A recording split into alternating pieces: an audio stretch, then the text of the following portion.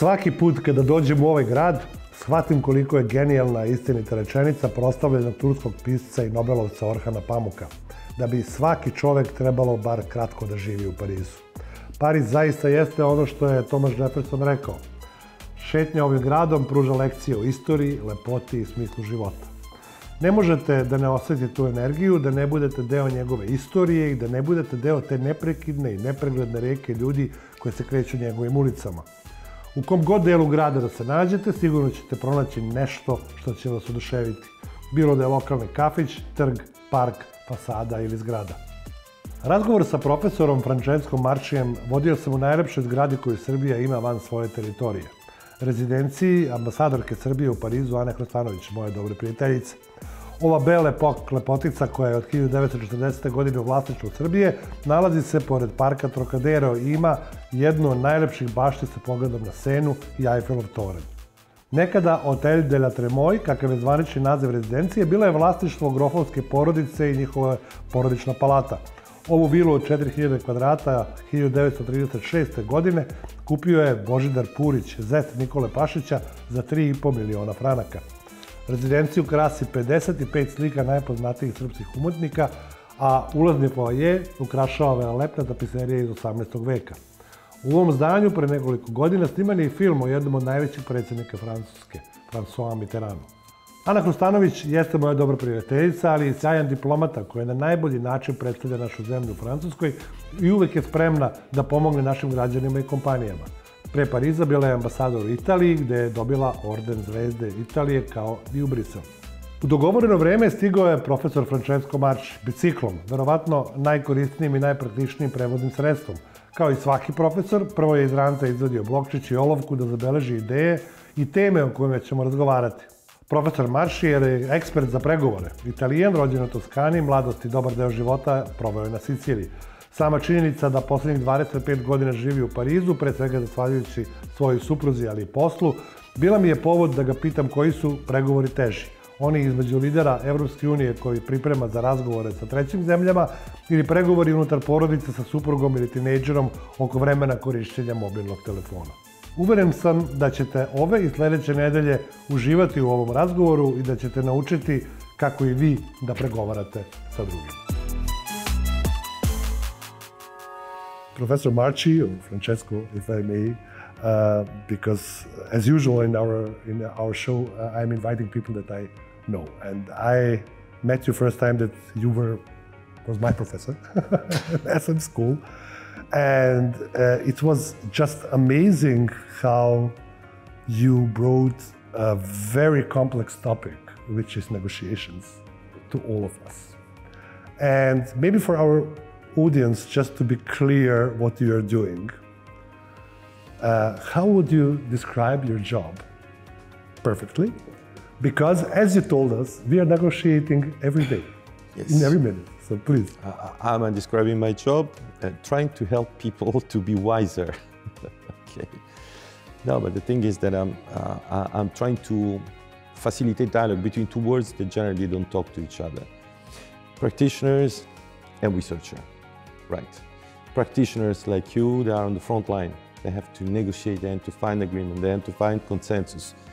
But they don't have necessarily the time to look at nice research findings that may shed light on the challenges that they are experiencing. On the contrary, researchers, they are too much often in their libraries and writing nice peer-reviewed articles, but they don't take the time to put off their hat of professor and trying to bring and help, a concrete help to people who are on the front line. So that I'm in the middle, teaching in different European universities here in Paris and then in Bruges, the College of Europe, but also I've been working with European institutions during 13 years, but also with private companies in order to reinforce the negotiation capabilities. But just would like to share with you once, one of the first time that I got to train 35 deputy head of delegation of the EU. Wow. Once I started my introduction, I received a question from the back of the room. Mr. Marki, how many political negotiations you have been involved in to be here and train us on political negotiation? Right? So I understood that being humble, being modest, trying to help them to share their practices was the core of my job. Not only to transfer the little knowledge and the few ideas that I had, but also to facilitate this cross-fertilization that you may have between different sectors. Voila. This is how I would describe the job that I've been doing in the last nearly 20 years now.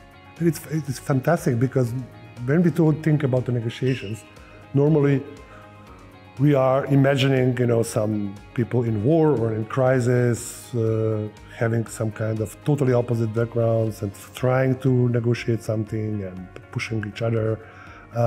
But we never imagined that behind that is a whole complex facilitation process and the form and the format which can be really studied as a science. And this is something what the people are not really always thinking about negotiations. And you also mentioned also the EU and the EU institutions, the political institutions, big companies. But actually we are negotiating also in our private lives every day, or? Yeah. Okay, you're not teaching maybe the... No. There I'm obeying. I'm not negotiating home with two teenagers. It's very difficult. How do you negotiate at home? I try to limit. I'm always losing, so basically. Voila, the same for me. Totally.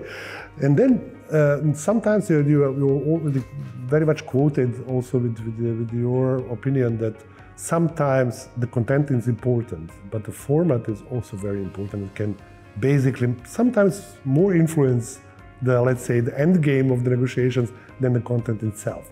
Maybe just to bring this idea to our audience more.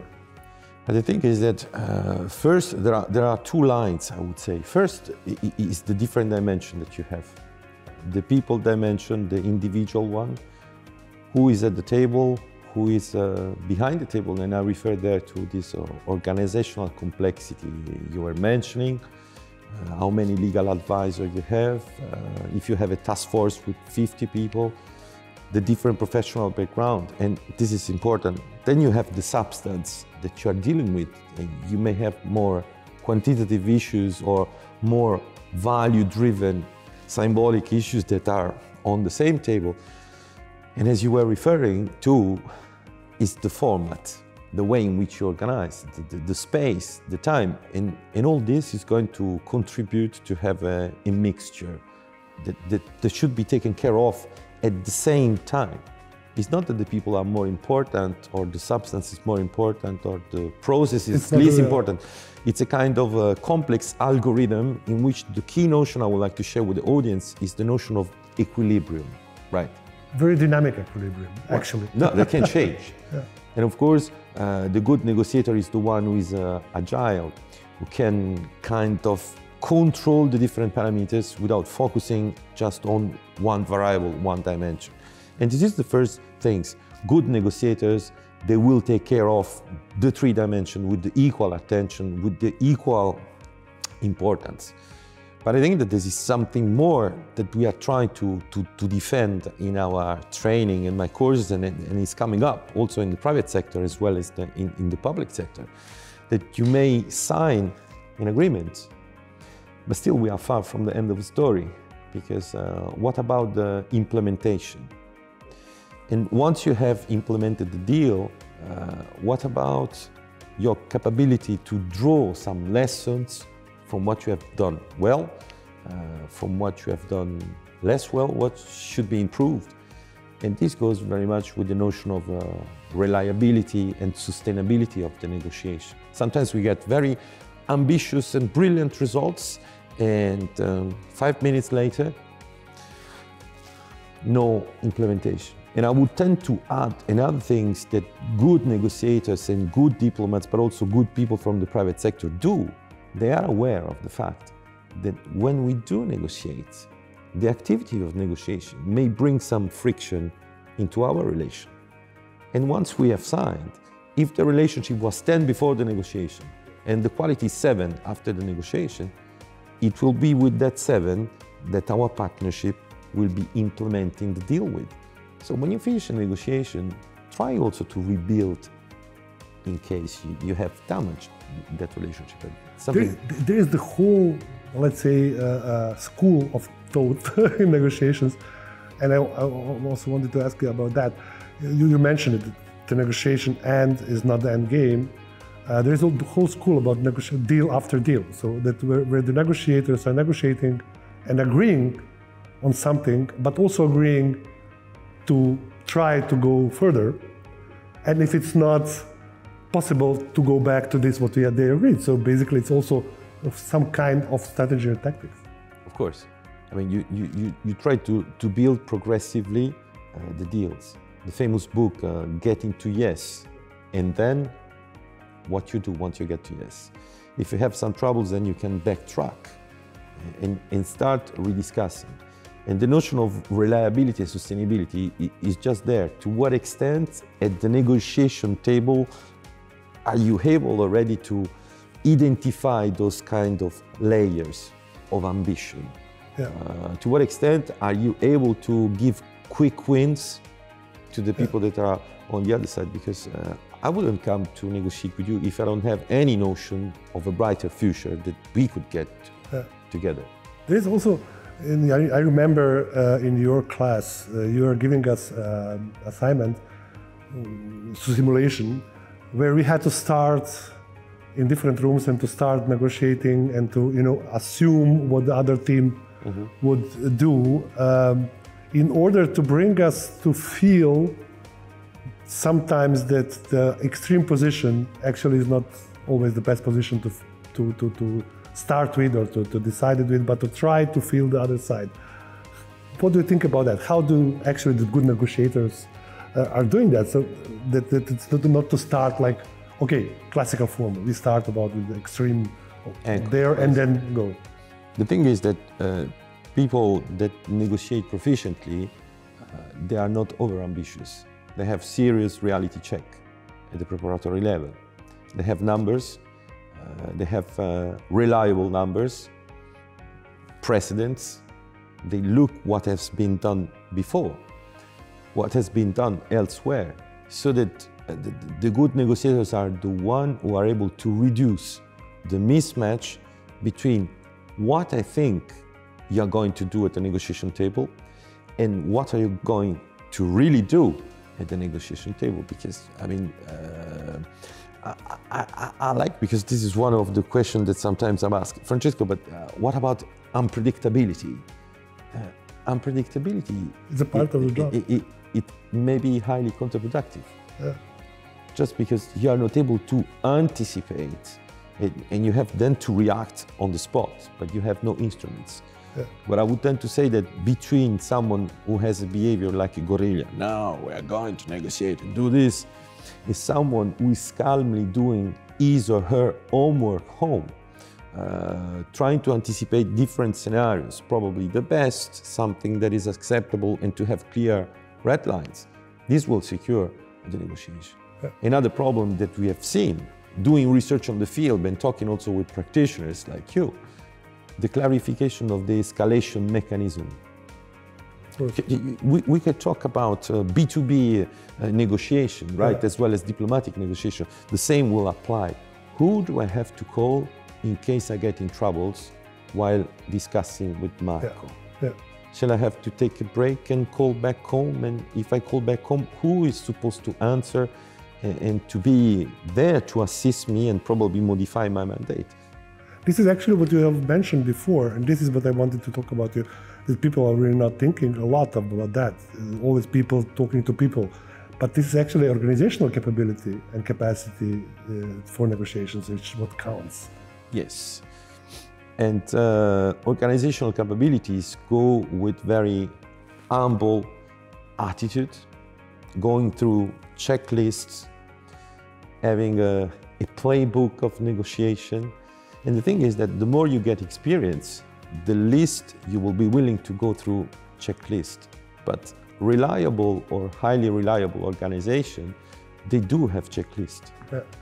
If you go in a surgery block, you will have a checklist before the surgery, you will have a checklist after. After the surgery. If you go on a plane, you will have a white-haired old commander captain, all the checklists, clack, clack, clack, clack, clack. If you go on the special forces action, they will go through all those kind of preparatory elements that give them the capability to perform and to manage what you were referring to, the unpredictability, because they are trained for. So the organizational capabilities, they are underestimated, and we know it. You have some example from the real life where you saw that actually the organizations where it was not possible actually made bad decisions. Okay. I cannot mention the people, but I can give you, I can give you some example. If you are to go to the COP negotiation, climate change, and you work in what that colleague said, Frančesko, I've been working in a nano delegation. And I said, but what do you mean by nano delegation? I'm alone with the minister and I have to follow 5 working groups. If you enter in an international agency in which people have to deal systematically with 20 or 30 dossiers at the same time, and you have just 2 legal experts, and those teams, the 20-something teams, they have to refer to have expertise to do legal, voila. If you are in a B2B negotiation and you got corporate social responsibility who's not aligned with the legal, nor with the sales, nor with the marketing department. It's a very similar to multilateral organizations, actually. Voila. And the thing is that in my research, but also some with other colleagues, we see that people are systematically underestimating the effort of internal alignment, that in the end is what will bring you strength, what will give you power at the negotiation table. And the funny thing is that when you ask people, because I was working with the question, okay, how much do you think on a Likert scale, 1 to 5, very simple, how much is difficult the internal negotiation? Are you cooperative, competitive? And then the same question for the external negotiation. And of course, people were answering that internally we are more cooperative. That goes in line for the fact that we work for the same government, for the same company. But then when going behind the scene, with one-to-one interview, people were saying, but Frančesko, you know that it's very hard to get aligned. So when people are answering a question and they feel that they have this obligation of social performance, I need to say that I'm cooperative with my colleague. But then if you take them around the coffee machine and you ask how things are going really, people will tend to say openly that negotiations are other within the organization. But not because they are other, but because people tend to underestimate. Let's say that we work for the same company, I assume that, Marco, come on, we are aligned, of course, we work for the company X, the company Y. And instead there are many biases. And one of these biases is the proximity bias. The closer I am to you, the least the number of questions that I'm asking. Because I've got some kind of assumption that are filling in my mind. And this is something which I just wanted to switch to the biases because, you know, maybe the answer, the negotiations are between the people at least, and the trust is, we will talk about that later, is very important. But the biases are there, and maybe this underestimating of organizational capability is also not really easing the matter with the biases, because actually we can face the biases with the organizational structures and this kind of capability for the organizations to be able to challenge the bias. To fix, yes. But it's true because, I mean, when you want to get rid of biases, you need to question yourself. You need to brainstorm with your colleagues. And this is what your research data shows also. See, but some other researchers here in Paris, Philippe Urfalino, other political scientists, they were talking about the silent consensus. It means that we are in a board. It could be in a board of a company, and we are 10 around the table, and just 3 people are expressing their favorable opinion for going A.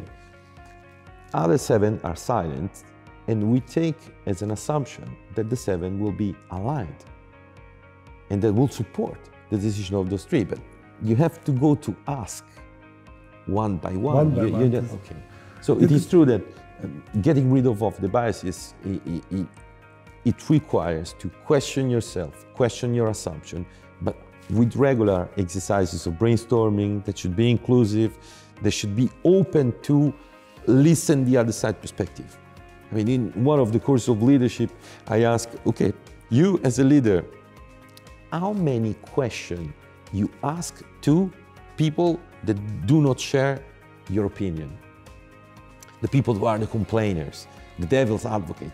How often do you run that exercise? Because the higher you go up in the hierarchy, the more people will try to please you, saying, yes, Marco, you're right. Yes, Francesco, you're right, of course.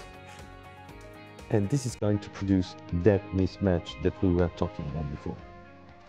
The best negotiator I ever met are people who are curious, who are humble, and they don't stop at the first impression. Unfortunately, for the people who are writing new books on everything has changed, I tend to be rather conservative and say that still the essential is there. And despite the fact that things have changed, that the international relations have changed profoundly, the very basic things are still there and are still super important. In a world which is led by this uncooperative mood, I would say that the problem is not necessarily to be cooperative or try to be cooperative, but just to be naive or uncoordinated.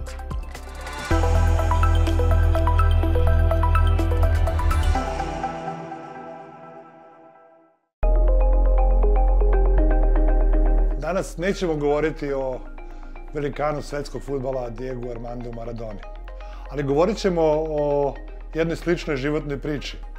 Priči Charlija Sheena koji je nedavno objavio svoje memoare i zaista zatresao ceo svet. Knjiga The Book of Sheen, hollywoodskog glumca Charlija Sheena, je sve samo ne sjaj, glamur, šminka i patetika kakve ste imali prilike da čitate. Ovo nije sapunica celebritija, ovo je surova i otvorena ispovest u kojoj Charlie Sheen ogoljuje svoj život. Knjiga počinje tamo gde se mnoge autobiografije završavaju.